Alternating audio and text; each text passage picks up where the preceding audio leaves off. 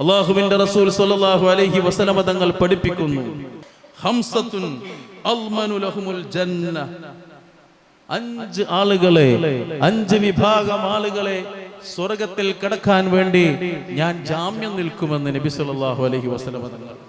ആരാണ് 5 വിഭാഗം? 1 അൽ മർഅത്തു സ്വാലിഹത്തുൽ മുതീഅത്തു ലിസൗജിഹാ, ഭർത്താവിനോട് വളരെ റെസ്പെക്ട് ചെയ്യുന്ന, ഭർത്താവിനെ അനുസരിക്കുന്ന, സ്നേഹിക്കുന്ന, മഹബത്ത് വെക്കുന്ന സ്വാലിഹത്തായ സഹോദരി, സ്ത്രീ, ഭാര്യ.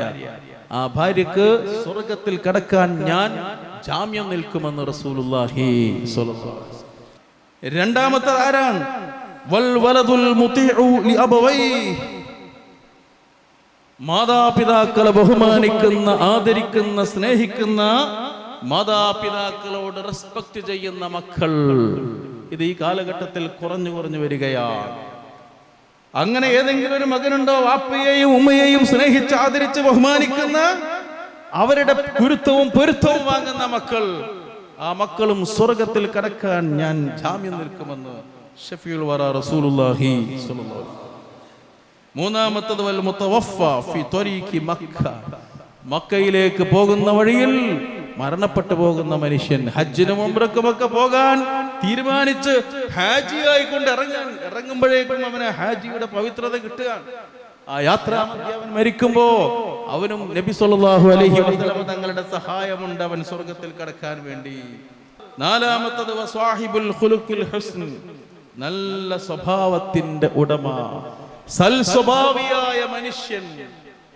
വെറുപ്പുളവാക്കുന്ന സംസാരങ്ങളില്ല, മോശമായ സംസാരങ്ങളില്ല, നല്ലത് മാത്രം സംസാരിക്കുന്ന, എല്ലാവരുടെ സ്നേഹവും കൈവശമാക്കി വളരെ നല്ല പൊന്നുപോലെയുള്ള സ്വഭാവമുള്ള ആളുകൾ ഉണ്ടാകും. അങ്ങനത്തെ സ്വഭാവത്തിന്റെ ഉടമയുള്ള ആളുകളെയും അല്ലാഹുവിന്റെ റസൂൽ സ്വല്ലല്ലാഹു അലൈഹി വസല്ലം തങ്ങൾക്ക് ഏറ്റവും ഇഷ്ടമാണ്. അവനെ സ്വർഗ്ഗത്തിലേക്ക് കൊണ്ടുപോകാൻ ഞാൻ ജാമ്യം നിൽക്കും.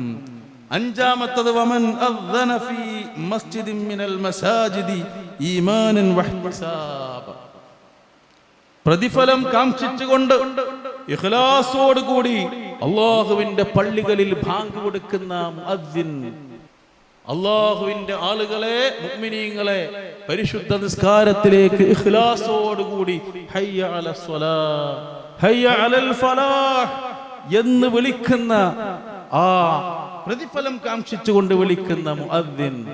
ഈ 5 വിഭാഗം ആളുകളും സ്വർഗ്ഗത്തിലേക്ക് പോകാൻ ഞാൻ അവരെ സഹായിക്കും, അവർക്ക് വേണ്ടി ഞാൻ സംസാരിക്കും, അവർക്ക് വേണ്ടി ഞാൻ ശഫാഅത്ത് ചെയ്യും, അവർക്ക് വേണ്ടി ഞാൻ ജാമ്യം നിൽക്കുമെന്ന് നബി സല്ലല്ലാഹു അലൈഹി വസല്ലം തങ്ങൾ പഠിപ്പിച്ചിട്ടുണ്ട്.